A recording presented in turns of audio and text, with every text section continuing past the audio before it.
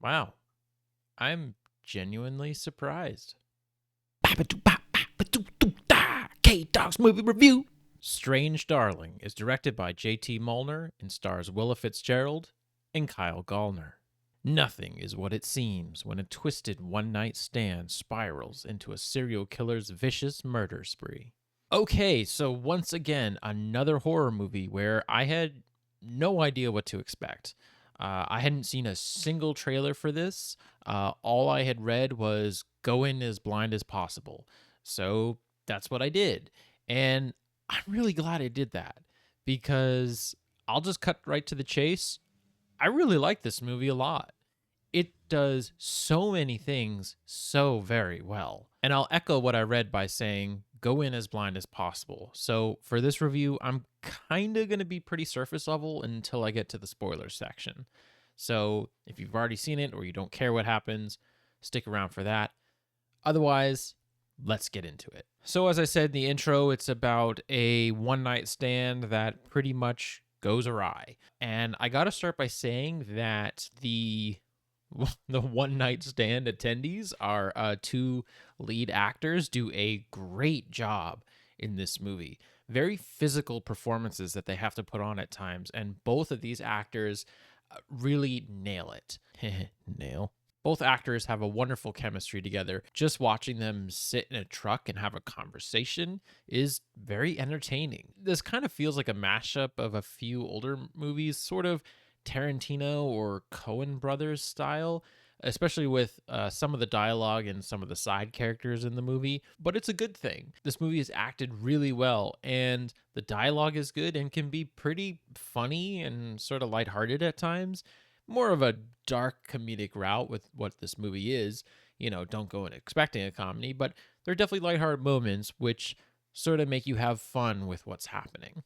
And while the story is relatively simple, this isn't a spoiler, it's told in an interesting way. It's told in 6 parts that are mismatched. So we start with part 3. As the movie goes along, you learn more and more about what's actually happening or what led up to what you've already seen. So while relatively simple, the way in which it was told really kept the audience engagement, which I appreciated. The music is pretty good too. It's a little over the top at times, a lot of intense guitar riffs, especially in the beginning. But I kind of liked it. It kind of fit the vibes of the movie because everything is sort of heightened in this movie. It's sort of brought to the next level, except for when it isn't, when we get into those like Coen Tarantino moments with people just talking so candidly about something horrific going on.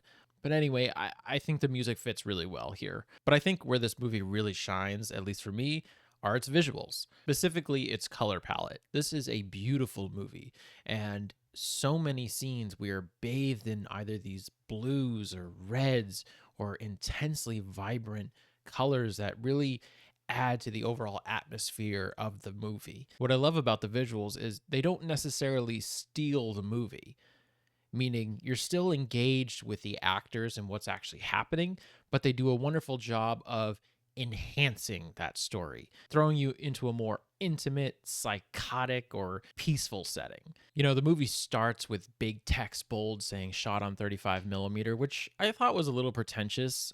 It's kind of just like a cool fun fact. Just because your movie is shot on film doesn't mean it's going to be any better than a different movie. But I will say being shot on film, I think really helps a lot of the outdoor scenes in this movie. They feel just, for lack of a better word, real. Doesn't feel like I'm watching a movie. It feels like I'm watching real life and something that's actually happening. I thought specifically the color palette and just the overall like aesthetic with everything feels real. Additionally, what's great about this movie is it's basically timeless. I think there might be a scene or two with a smartphone, but beyond that, it feels like this movie could take place anywhere from the 50s to today. Finally, before spoilers, I think this is worth mentioning. This was labeled as a horror, and while it definitely has horror vibes, and I understand why it's labeled that, I wasn't really scared at all. There's definitely tense moments, but I would classify this more as a thriller, especially when, you know, you have those again, Tarantino comedy esque moments. Overall, I really enjoyed this a lot more than I thought I was going to. Again, I knew nothing about it going in. I thought I was just going to get a very low budget, shitty horror movie. But what I got was a simple story that was acted incredibly well, shot beautifully, and didn't overstay its welcome. I think this movie is like an hour and 40 minutes or something. It gets its simple story out in a well executed fashion. And for that, I have to give it high praise. I would definitely recommend going out and seeing this movie.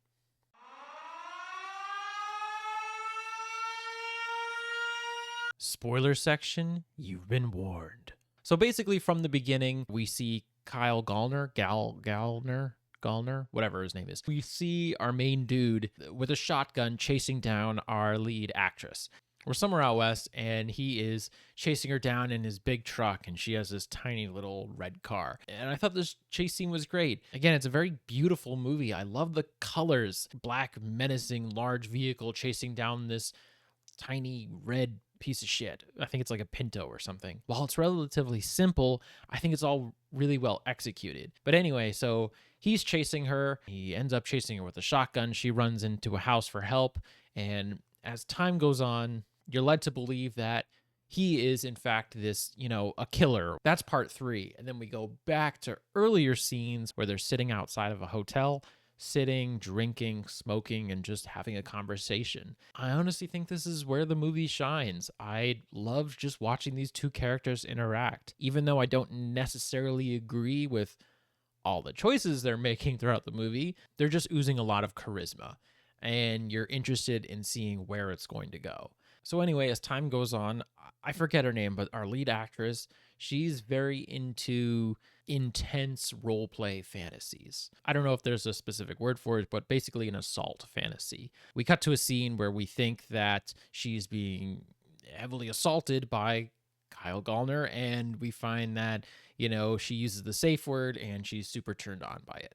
It was all planned from the get-go. And again, that kind of goes back to the whole point of the movie. You think you're going in one direction, and then the movie reveals it's actually something different. We find out that she's really into these intense roleplay fantasies.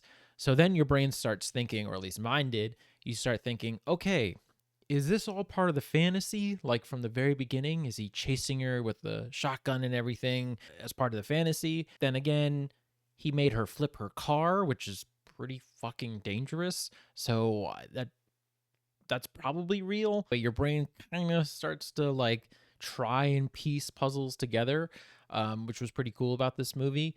But as they're getting more and more intimate, there is a quick, subtle flash of something on the screen. And our actress' face changes.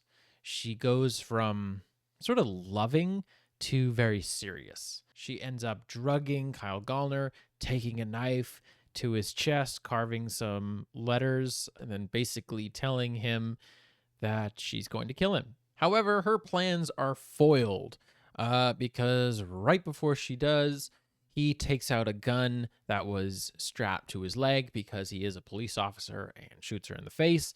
And this is where the cat and mouse chase begins. Basically, we figure out that she is a serial killer who goes around killing what she thinks are demons.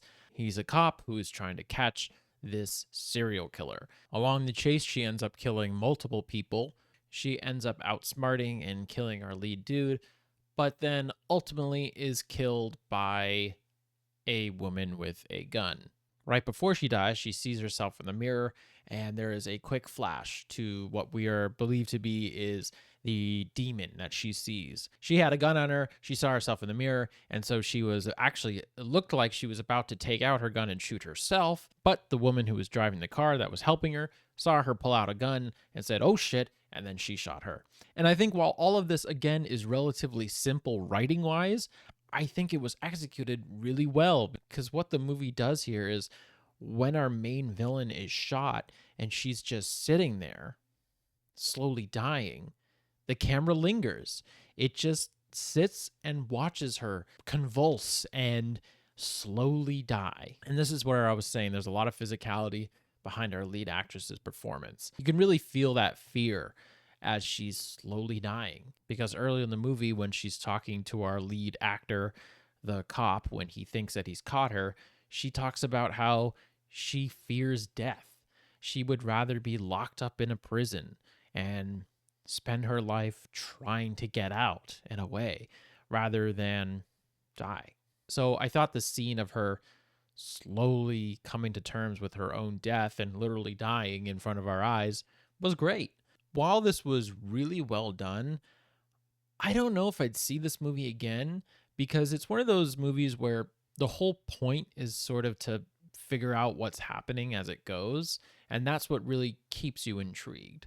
I mean, yes, the visuals are great, the acting is great, and all of it's really well done. But I think the main hook for this is what's happening, puzzling the pieces together. Having said that, though, it's still really well done, and I did have a good time trying to figure out what was going to happen. And again, it's not like it's some big mystery. You could pretty much guess that it was going to be a flip and that she was going to be the serial killer. But it was still cool to see, with the way the story's told out of order, how things came to be. So I would definitely still recommend seeing this movie. Please let me know what you guys thought of this movie in the comments below. Did you like it? Did you hate it? What was your favorite part? Did you guess that she was going to be the serial killer? Till next time.